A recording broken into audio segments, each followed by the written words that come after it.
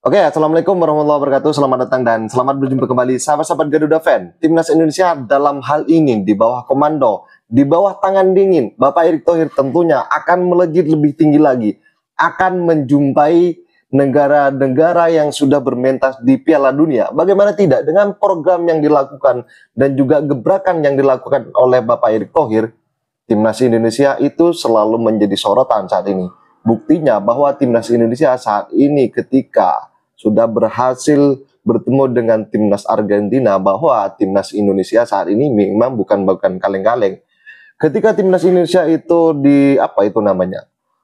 disorot dengan beberapa ranking FIFA, dan terbarunya dari Timnas yang sudah meningkat dan secara melesat, bahwa Timnas Indonesia saat ini memang dari top liga kita saat ini bukan targetnya bukan target 6 lagi, tetapi kalau bisa target liga saat ini adalah bagaimana dengan kontribusi timnas saat ini maka harus bisa mencapai 1 atau 2. Jadi sahabat-sahabat Garuda, dalam beberapa pertanyaan yang dicecar oleh host dari TV One kemarin bahwa kecerdasan Bapak Erick Thohir dalam membangun tim ini sungguh sangat luar biasa. Walaupun beberapa pertanyaan itu memprovokasi bahwa bagaimana dari kepemimpinan ini mulai dari pemain diaspora dan segala macam, dan bahkan Bapak Erick Thohir membuktikan bahwa dirinya dalam membangun tim ini memang betul-betul keinginan hati dari yang paling dalam untuk membela Garuda di dada. Dan sahabat-sahabat Garuda, biar gak salah paham, mari kita simak bersama dan tanggapan kalian silakan ditulis di kolom komentar.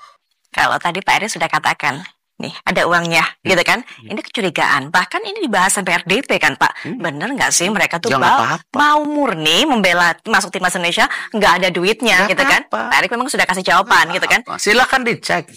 Ya, yang penting mereka itu gini loh. Satu, mereka kenapa mau gabung? Saya sudah bilang bahwa mereka harus diyakinkan kita punya program yang serius. Oke.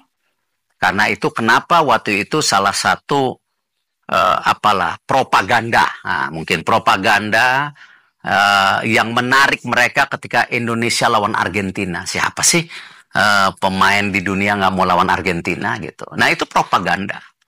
Ya karena itu ingatlah setelah SEA Games langsung kita bawa Argentina. Itu bagian dari propaganda supaya kita bisa ngasih lihat, oh kita ini sudah disorot pemberitanya di dunia. Dan itu ya tools alat mudah untuk campaign. Nah di situ setelah itu baru kita buka, ini lo programnya. Ini lo keseriusan kita, ya kan? Dan mereka ngerti ya bahwa wah ini menarik buat juga menaikkan status dan value-nya mereka. Jadi secara ekonomikalnya ada, tetapi bukan kita yang kontrol. Itu market. Ya kalau mereka tiba-tiba dapat sponsor dari A, B, C, ya itu market. Sama ketika sosial media ini kembali ke sosial media. Ketika mereka hit dari nobody menjadi 4 juta, ya itu resikonya mereka juga gitu. Nah ini yang kita melihat sebuah kesinambungan yang memang kita buka untuk bagaimana akses ini kita buka secara baik. Tapi ya kembali profesional dan transparan. Gitu. Soal propaganda, soal campaign, kita jadi tahu bahwa ternyata saat kemarin mendatangkan Argentina, termasuk salah satu hal itu untuk membuka mata para pemain. Ya kalau nggak katanya, ya kan? Kita mau Piala Dunia, mau ke Olimpiade. Mana? Oke. Ya dengan kita bawa Argentina, ya itu, wah serius ya gitu. Sekarang di titik ini, begitu sudah banyak pemain diaspora bergabung, masih ada rencana lagi Pak? Harus. Untuk propaganda lagi? Enggak, bukan. Sekarang udah bukan propaganda. Bukan kita harus menjadi bagian menaikkan daripada ranking kita. Gitu. Tetapi ya kita harus berani melawan tim yang lebih besar. Kemarin timnas putri kita lawan Belanda kalah 15-0, so what? Tapi kan apa yang mereka alami selama training di Jepang sebulan, lalu juga main dengan Belanda, saya rasa pemain putri kita akan lebih baik. Ya mudah-mudahan kita lihat nanti di AFC Laos ini. Karena rata-rata ini sangat muda. ya 17, 20, ya 19 ya. Jadi rata-rata sangat muda. Masih panjang berjalan mereka. Ya, jadi ya kan? kita harus kalau bisa ya 5-6 tahun lagi timnas putri kita juga dalam posisi yang kompetitif. Ya, kemarin seperti futsal setelah 14 tahun juara. Akhirnya. Iya kan? Karena apa? Simple, program. Waktu itu saya bilang sama pimpinan futsal Michael Rat, sekjennya dan seluruh in futsal, ya ini ada kejuaraan AFF, coba kita bikin training camp 2-3 bulan. Kalian mulai tanding, nggak bisa datang. Ternyata ya rezeki anak soleh buat semua pengurusnya, termasuk kami di PSSI, setelah 14 tahun juara juga, ya rezeki anak soleh. Nah, kita bangun lagi sekarang bola pantai, ya kan? Karena ya kita negara kepulauan, ya kita coba bangun bola pantai gitu. Jadi ini program PSSI gede loh, bukannya hanya kayaknya yang sepak bola semata, tapi ini ada yang lain-lainnya. Ya memang tadi kembali tanpa dukungan pemerintah, tanpa dukungan private sector, tanpa dukungan kita semua berat. Pak Erik katakan tadi, saya tidak suka memisahkan antara pemain diaspora dengan pemain lokal, semuanya menyatu kok, semuanya para pemain timnas. Tapi sebenarnya realitanya di mata para semuanya supporter ataupun juga masyarakat Indonesia masih ada yang membedakan hal itu, Pak. Sehingga kemudian tapi mayoritas enggak. Ketika kemarin, tapi masih ada Pak yang bersuara. Setidaknya. Sedikit. Yakin Pak sedikit. Karena gini Pak, ketika kemarin melihat Ramadan Sananta mampu mencetak 2 gol, mereka mengatakan bahwa tuh kan yang cetak gol adalah pemain lokal. Jadi dikasih dong kesempatan pemain lokal untuk lebih banyak lagi masuk timnas. Kita kasih contoh di liga. Terlepas kita menambah pemain asing di liga, karena memang kalau kita lihat kenapa kita ranking 6, karena di AFC itu ada hitungan poin di mana klub-klub kita bisa perform. Nah, aturan itu kenapa sekarang 8 pemain asing, 6 di lapangan, 2 bench. Ya, tetapi ingat, kita ada proteksi loh. Semua pemain tim nasional yang di liga harus dimainkan. Tidak aja saya rasa liga di dunia atau federasi yang punya intervensi kuat seperti PSSI dengan liganya hari ini. Tetapi liga dikelola secara independen, tapi kita bilang, mindsetnya harus sama. Ingat loh, liga sekarang banyak dapat duit, liga dapat sorotan karena timnas juga. Ya kan, karena apa? Hari ini propaganda terbaik kembali buat buat sepak bola Indonesia ya timnas, bukan liganya. Nah, mereka ngerti, akhirnya mereka punya komitmen yang sama. Oh, ingat di Liga 2 harus ada U21, U23. Oh, timnas harus dimain. Ini yang kita lihat, makanya kembali mindsetnya harus sama. Bukan ego masing-masing. Nah, kalau kita lihat sekarang Liga sendiri dengan ada Elite Pro Academy dan lain-lain, dengan wasit yang bersih, dan kan kayaknya nggak ada di ketua PSSI di negara lain jadi ketua wasit, kayaknya nggak ada deh. Kemarin saya paparin waktu acara FIFA, mereka pada ketawa. Tapi saya bilang tidak lama, mungkin tahun depan udahan. Setelah Liga 2 kita bersih. Dan saya bawa ya Ogawa yang dari Jepang yang bersih untuk mimpin ini. Ya kita juga nggak boleh terlalu anti asing. Kenapa? Ya memang sistem kita ini tertinggal. Jadi ya kita perlu ada intervensi-intervensi dari negara-negara lain yang punya sistem persepak bolaan lebih baik dari kita. Gitu. Baik. Ya, itu yang saya bilang. Jadi saya kembali mengingatkan semua supporter, negara kita ini negara Pancasila, sangat menghormati perbedaan agama, ras, kultur, segala. Ya apalagi ini. Baik. Ya kan, punya darah Indonesia, kita nggak boleh beda-bedain. Terakhir, Pak Erik, penutup singkat saja. 2025 sudah di depan mata, 4 pertandingan kualifikasi Piala Dunia juga sudah menjadi planning kita, setidaknya, tapi Desember juga yang terdekat ada AFF dan sebagainya. Rencana ke depan, target ke depan, bukan hanya untuk timnas, tapi liganya juga yang harusnya upgrade secara peringkat dan sebagainya. Planning apa? Program kalau liga kita tadi sampaikan, liga manajemen sudah punya komitmen. Ya, menjadikan liga kita bukan nomor 6 lagi di Asia Tenggara, tetapi kalau bisa nomor 1 atau nomor 2. Itu karena dengan liga yang baik, kualitas pemain tim nasional kita yang dimain di liga juga naik. Ini mesti ingat loh. Ya, karena bertanding di liga itu lebih banyak daripada tim nasional.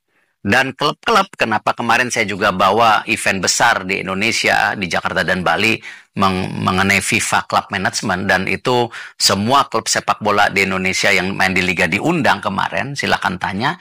ya saya ingin mereka juga benchmarking dan mengerti pola pikir ke depan gitu. Itu yang kita sekarang dorong untuk punya benchmarking dan standarisasi lebih tinggi. Gitu. Oke, itu liganya. Terakhir juga singkat saja Pak untuk timnasnya. Targetnya ke depan. Bisa evaluasi nanti. Tunggu evaluasi dulu ya Pak. Iya. Jadi AFF, SEA Games, U17, U20 kita akan 2 minggu ke depan ada evaluasi. Oke, evaluasi kita tunggu nantinya. Terakhir lagi juga nih Pak, ada berapa pemain diaspora lagi yang mau didatangkan di 2025? Listnya pasti sudah ada dong Pak.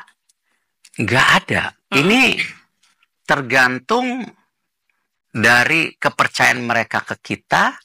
Dan kita membutuhkan mereka sesuai dengan tadi jumlah pemain dan strategi masing-masing pelatih. Jadi nggak pernah ada gitu.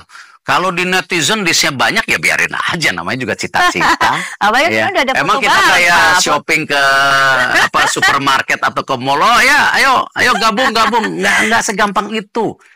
Ada bareng dengan Romeni kan kemarin Pak. Tidak segampang itu mereka gabung ke tim nasional kita. Tidak segampang itu. Romeni? Percaya. Romeni? Loh, itu proses panjang. Hampir 3-4 bulan. Oke, baik. Dan saya masih terus meyakinkan dia kemarin setelah kalah dengan Jepang. Ya saya tanya, are you sure? Gitu loh. Dia menjawab, yes, I want to be part. Katanya saya mau buktikan saya bermanfaat. Besoknya dia main bola.